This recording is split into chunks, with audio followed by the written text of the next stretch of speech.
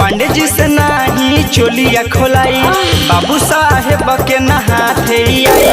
पंडित जी से नहीं चोलिया खोलाई बाबू साहेब के नहाते आई। आगे बैठल बारे बैठ जठान के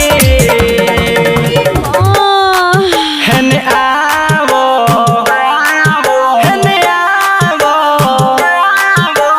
हेने आवो माले ओ हिरान के छुए दो ना अपना सामान के। हेने आवो माले ओ हिरान के छुए दो ना अपना सामान के।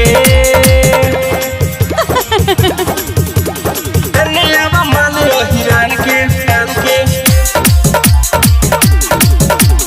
हेने आवो माले ओ हिरान के। Music DJ Prince Mohammad.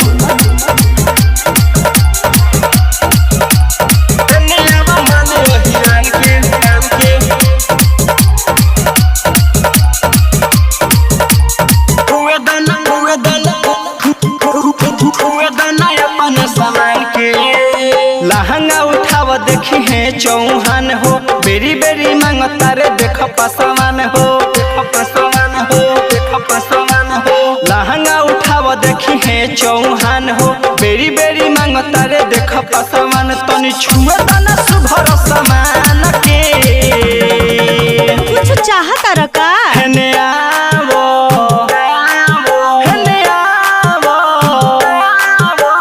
हेने आवो माले ओ हिरान के छुए दो ना अपन सामान के। हेने आवो माले ओ हिरान के छुए दो ना अपन सामान के। हेने आवो माले ओ हिरान के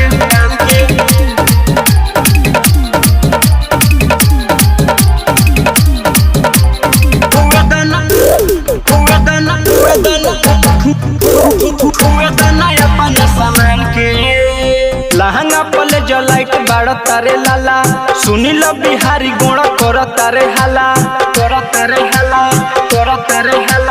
लहंगा पले जो लाइट बाड़ तारे लाला सुनी लो बिहारी गुण कर तारे हाला। चंदन सोनू साजन अमित बड़े जान के हाय दैया हेने आवो हेने आवो